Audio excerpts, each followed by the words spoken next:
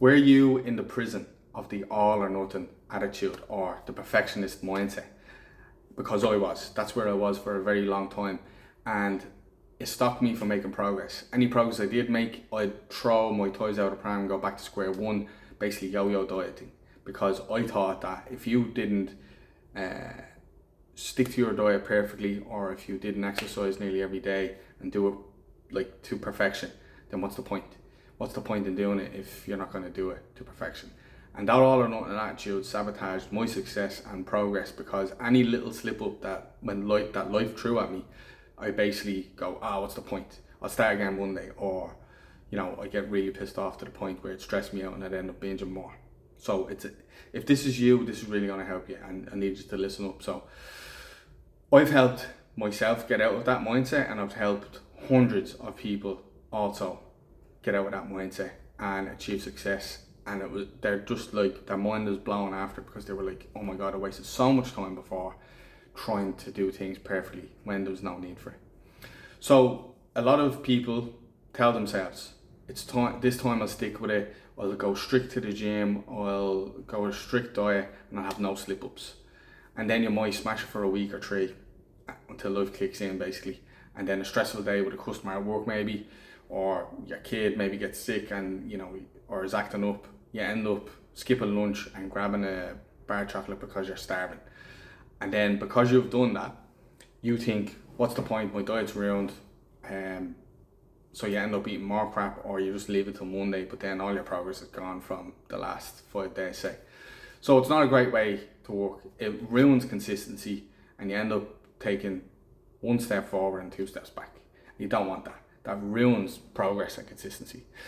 So I'm going to show you, first of all, a new mindset to follow, progress over perfection, but also give you a very good habit that is basically the foundation for your success going forward, and your health and your wellness. And it's so simple that you're going to be like, as most of these are on the 14 days. So it's not that you can't do it, it's just that you have literally picked a way that you cannot stick to. That's the real problem. So the perfectionist and all or nothing attitude is the thing that really wrecks your momentum before you ever really get going on a transformation and a journey to become a better you.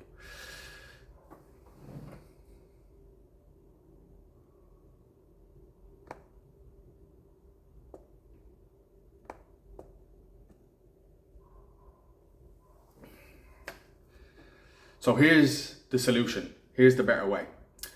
Progress over perfection. Learn to bounce back and not bail out.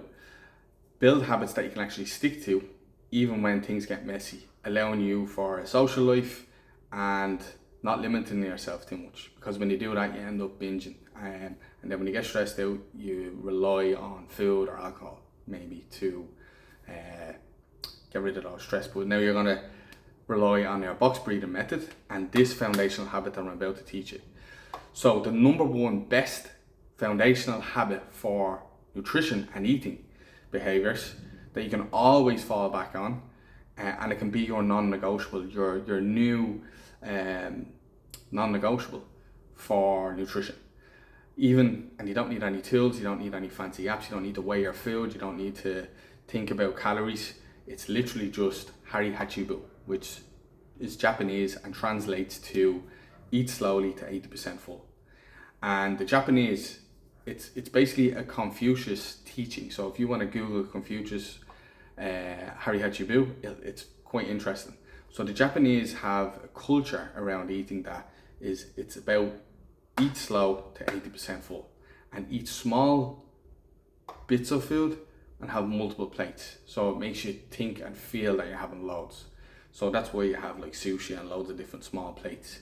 And eating is a social event. It's about sharing, it's about enjoying the food and the flavors and the textures, and it's nourishing your body and it's giving you power and energy. But we nowadays, when we're in a rush, we're just getting food into us to fill the hunger, and that's it. But we're not, we're going too fast. Your stomach expands when you eat food, and it sends a signal to your brain to say, look, we're all right, we're full. that signal that says, turns off your hunger hormone basically and says, look, we're all right, we don't need any more food. But when you ram the food into you, then you don't get that. I had a customer and a client, Jonathan, and he had a stressful job in the airport doing airport security. He was doing shift work as well. And every time he had to eat, he would stuff a sandwich into him and a bottle of Coke or whatever. And even if it was healthy food, he would eat too fast. So if he brought in his own food, he would eat it too fast and he'd be in a rush, and he would develop that habit because he was thinking of work or whatever. And a lot of people do that. But I told him for 1 month, I said, look, eat slowly to 80% full and focus all your willpower on that. Don't do any diet, don't need to do any fancy gym program. If you just do that, I guarantee you'll lose weight. He lost 14 pounds in a month just by eating slow and relaxing and dedicating minimum 10 minutes to his meals. A lot of people are doing it in 5 or less even, and they're not relaxing and mindfully eating. So this is what I want you to develop. This habit is Harry Hatchibu. Eat slow to 80% full. So that's your task for the next say 14 days, is do your box breathing method, yes, and eat slow to 80% full.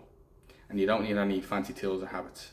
So the problem isn't you, is that you aren't doing the methods inside this 14-day challenge. And if you do develop this, and if you come to the live workshop and you register for the live implementation call that we're going to do, I'll share more about this stuff and I'll answer some questions back and forward as well, and we'll get to the